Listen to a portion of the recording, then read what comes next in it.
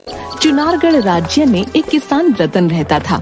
उसके 2 बेटे थे, सुधीर और सुरेश।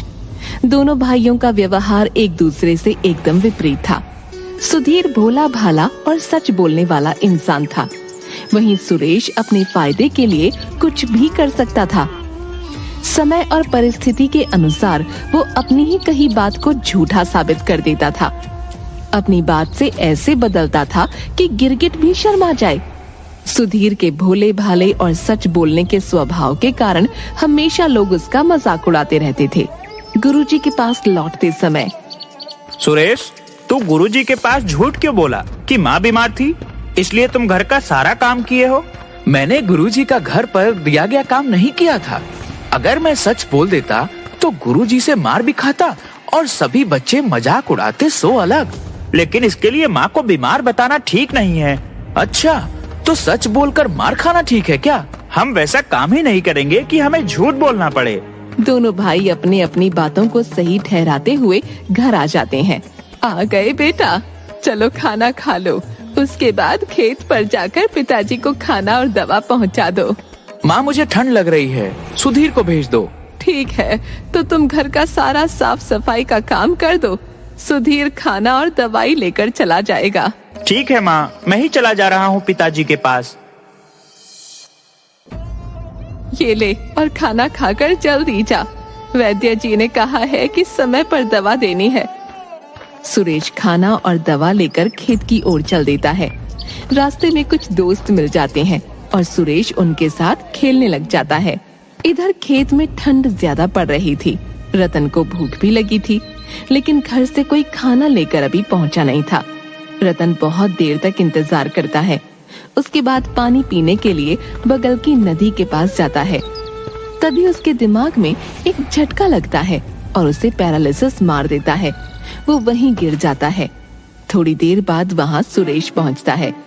पिताजी, पिताजी आप कहाँ हो? आपके लिए खाना और दवा लाया हूँ। ओह, पिताजी किधर हो? बोलते क्यों नहीं? अरे, ये ऊ आह की आवाज किधर से आ रही है? पिताजी, क्या आप ही बोल रहे हैं? सुरेश दौड़कर रतन के पास पहुंचता है। अरे पिताजी, आपको क्या हो गया? आपका हाथ पैर कैसे मुड़ गए हैं?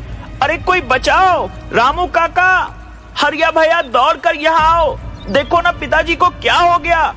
खेत पर काम कर रहे सभी लोग वहाँ दौड़कर पहुँचते हैं। किसी तरह रतन को टांग कर घर लाया जाता है। घर पर सुनीता रोने लगती है। घर में कोहराम मच जाता है। वैद्य जी आते हैं और बताते हैं कि रतन को पैरालिसिस का अटैक आया है। कुछ दवाइयाँ देकर वो चले जाते हैं। अगले दिन सुबह, देखो बेटा, पिताजी से अब काम तो होगा नहीं, इसलिए अब खेत पर काम तुम दोनों को ही करना होगा। भैया हमेशा पिताजी के साथ खेत पर जाते थे, इसलिए वे ही खेती करेंगे। मैं मंडी में अनाज बेच आऊंगा। सुरेश ठीक कह रहा है माँ, मैं खेत पर चला जाऊंगा। पिताजी के दवा के लिए पैसे चाहिए। सुरेश, कोठरी में जा, अनाज पड़े हैं और उन्हें मंडी में बेचा। ठीक है भैया, मैं उसको 4 गुना कीमत पर बेच आऊंगा। झूठ और बेईमानी मत करना। दूसरे दिन सुबह सुरेश मंडी में जाकर लालची सेठ करोड़ी मल से कहता है, सेठ जी, आपके लिए ऐसा माल लाया हूँ कि आप दंग रह जाओगे। ऐसा क्या लाए हो कि इतना गुप्त से बता रहे हो? मेरे पास 3 क्विंटल ऐसे मकई हैं जिसे खाकर आदमी अमर हो जाएगा। वह जिस उम्र का है उसी उम्र में रह जाएगा। अच्छा, पर मैं विश्वास कैसे कर लूं कि तुम्हारी मकई खाकर अमर हो जाऊंगा? अच्छा, विश्वास नहीं हो रहा हो तो ठीक है, मैं दूसरे सेठ से इसे बेच देता हूँ। वैसे भी उस सेठ को ज्यादा जरूरत है, वो कई दिनों से बीमार भी है। उसके रिश्तेदार तो चाहते हैं कि जल्दी मरे ताकि उसकी जीवन भर की संपत्ति को हड़प सके। अरे अरे, तुम तो नाराज हो गए। आजकल के नौजवानों में यही एक समस्या है, बहुत जल्दी उत्तेजित हो जाते हो। तोल मोल तो मेरा पेशा है।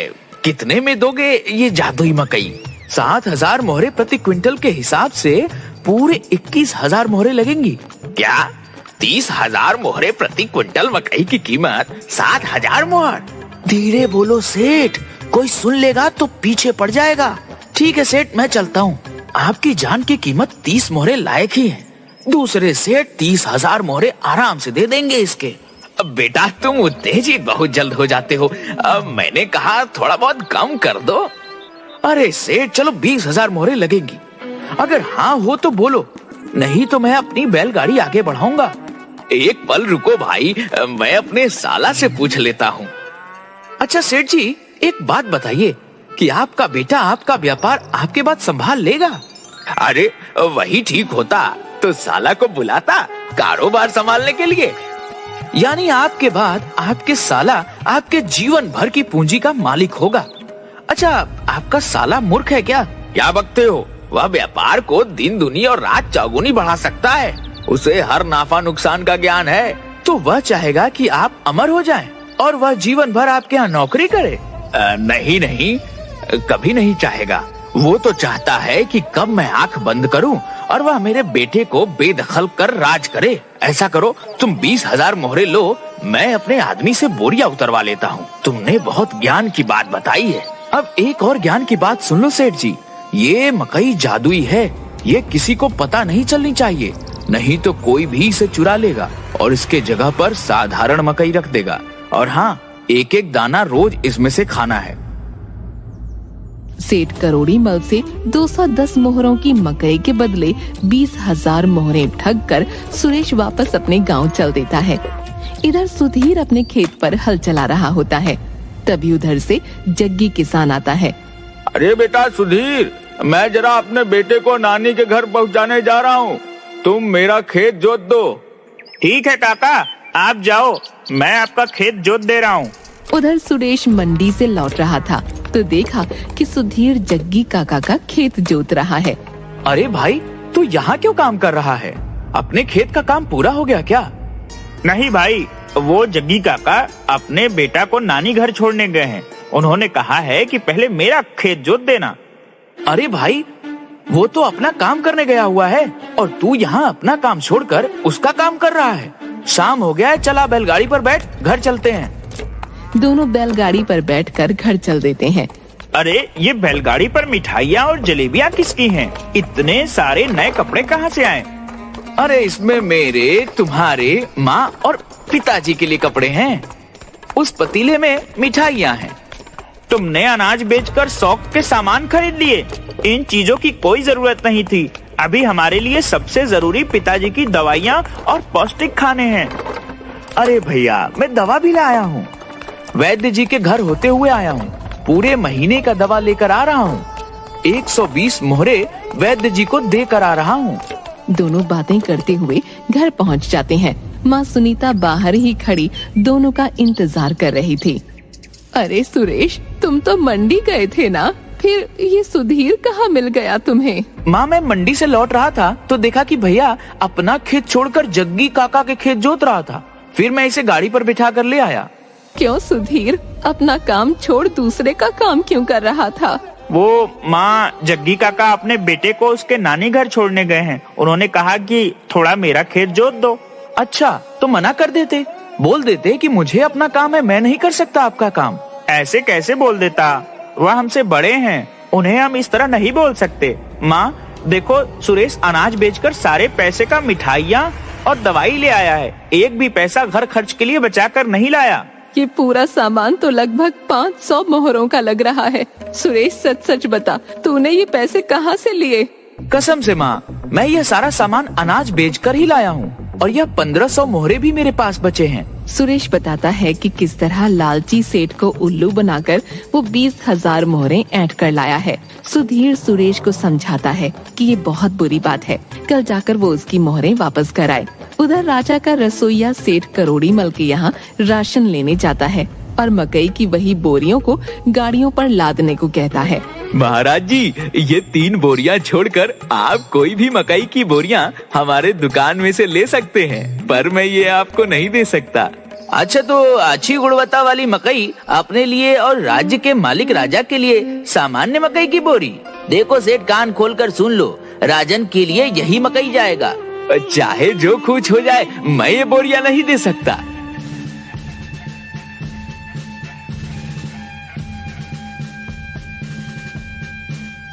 क्या बात है मंत्री जी, ये शाही रसोइया को क्यों यहाँ लाए हैं? महाराज, शाही रसोइया और सेठ करोड़ीमल दोनों बाजार में झगड़ रहे थे। महाराज, ये सेठ करोड़ीमल अच्छे मकई को अपने खाने के लिए रखता है और खराब मकई को शाही भंडार में भेजता है। महाराज की जय हो। महाराज, मुझे न्याय चाहिए। मकई की यह 3 बोरियों के अलावा दुकान में जितनी भी मकई की बोरियां हैं उनमें से कोई भी आप इस्तेमाल कर सकते हैं, लेकिन मैं इन 3 बोरियों को नहीं दे सकता।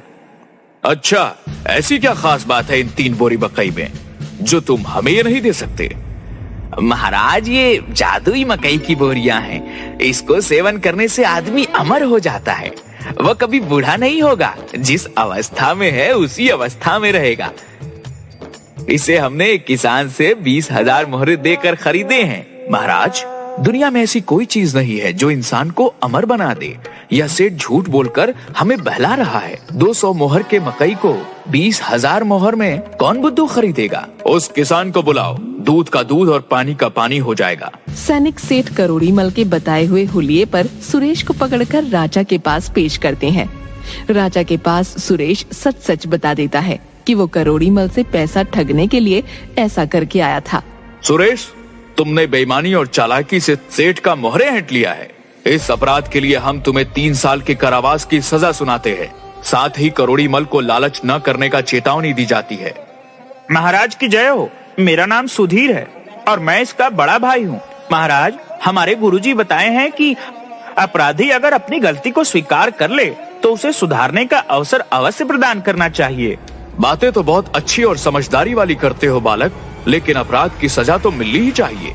क्या कहते हैं मंत्री जी? जी महाराज, आप सही बोल रहे हैं। ठीक है, कल सुबह जो भी पहला 3 लोग मदद के लिए आएंगे उनकी मदद तुम्हें करनी होगी। तुम्हारे पास 20,000 मोहरों में से 500 मोहरे अपने पास रखकर शेष मोहरों को मदद में लगाने की इजाजत है। दूसरे दिन सुबह पहला फरियादी एक बूढ़ी औरत आती है। महाराज की जय हो। कल रात आंधी में मेरा घर गिर गया, मेरी बकरी भी दबकर मर गई। मेरा कोई नहीं है, अब मैं क्या करूं? कैसे जीवन यापन करूं?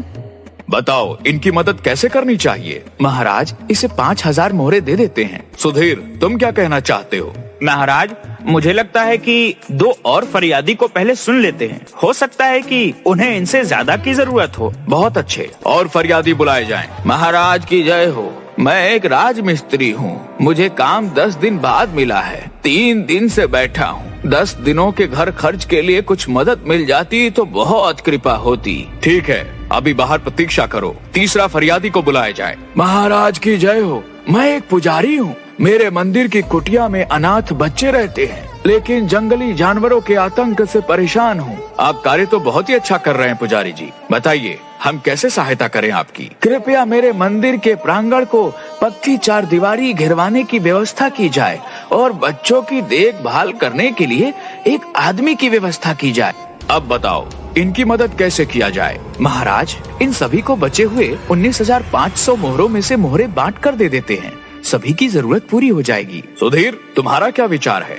महाराज, पुजारी जी को बच्चों को देखभाल और खाना पकाने के लिए एक आड़ की जरूरत है, राजमिस्त्री को काम की जरूरत है और बूढ़ी माँ को एक सहारे की जरूरत है। हाँ, ये तो तीनों फरियादी ने बताया अभी। अब क्या करना है ये बताओ। हमें लगता है कि पुजारी जी के अनाथ बच्चों के खाने और देखभाल के लिए बूढ़ी माँ उपयुक्त हैं। इनका कोई भी नहीं है तो एक दूसरे को सहारा हो जाएगा। बहुत अच्छे बालक, लेकिन राजमिस्त्री के लिए क्या किया जाए? महाराज, पुजारी के मंदिर के प्रांगण के चारों ओर 4 दीवारी बहुत जरूरी है ताकि बच्चे जानवरों से सुरक्षित रहें। राजमिस्त्री को उसी काम में लगा दिया जाए।